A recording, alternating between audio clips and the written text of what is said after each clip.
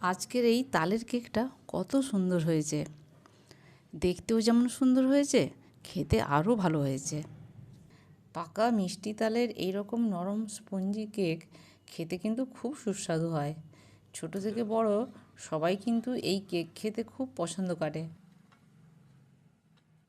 আপনারাও এইভাবে একবার বানিয়ে দেখতে পারেন। নমস্কার, আমি মনীষা।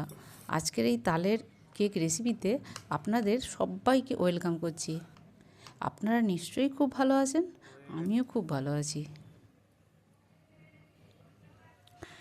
তাহলে এবার কেকের ব্যাটারের জন্য নিয়ে নিচ্ছি 2 কাপ সুজি, 2 চামচ ময়দা, 1/4 কাপ গুঁড়ো দুধ, স্বাদ মতো চিনি, 1/4 চামচ খাওয়া সোডা। সমস্ত উপকরণ ভালো করে মেখে নিচ্ছি।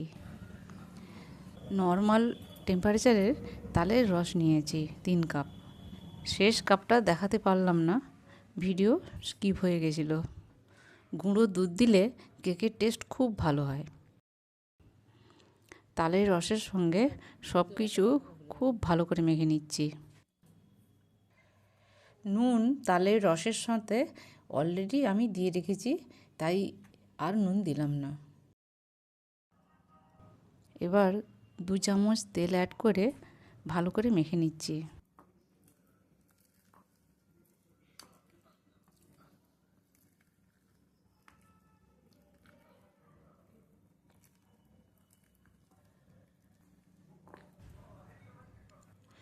আর একটু নরম করতে হবে, তাই নর্মাল টেম্পারেচারে দুধ অ্যাড করছি। এখানে দুধের জায়গায় জলও দিতে পারেন, তবে দুধ দিলে কেকের টেস্ট খুব ভালো হয়।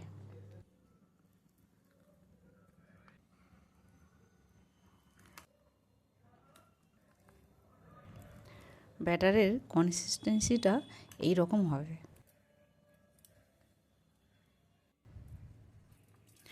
এবার কেক তৈরি করার জন্য একটা পাত্র নিয়েছি এবং তাতে খুব ভালো করে তেল ব্রাশ করে নিচ্ছি।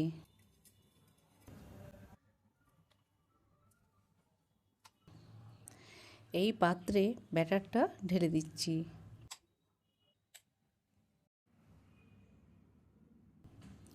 ওপরটা সমান করে দিচ্ছি এবং এইভাবে টোকা মেরে সেট করে নিচ্ছি। যদি ভেতরে এয়ার থাকে বেরিয়ে আসবে। কাজু কিশমিশ এইভাবে সাজিয়ে দিচ্ছি। স্লো ওভেনে প্যান গরম করে রেখেছি। গ্যাস কিন্তু একদম স্লো থাকবে।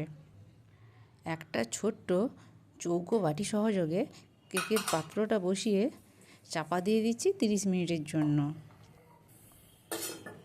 30 মিনিট পর দেখুন কেকটা কত সুন্দরভাবে সেট হয়ে গেছে। এবার একটা কাঠির সাহায্যে দেখে নিচ্ছি কেকটা পারফেক্টলি বেক হয়েছে কিনা। কেকটা পারফেক্টলি বেকড হয়েছে, দেখুন কাঠিতে কিচ্ছু লেগে নেই। কি সুন্দর ফুলেছে, রঙও সুন্দর হয়েছে। আমার তালের কেকের এই রেসিপি আপনাদের ভালো লাগলে এবং বাড়িতে এইভাবে বানালে খেয়ে কেমন লাগলো অবশ্যই কমেন্টে জানাবেন। আপনাদের সাপোর্ট আমাকে সামনে এগিয়ে যাওয়ার অনুপ্রেরণা দেয়। এবার ঠান্ডা করে নিয়ে এইভাবে ধারে ধারে একটু ছাড়িয়ে নিয়ে পেছনে টোকা দিলেই সহজে উঠে আসবে।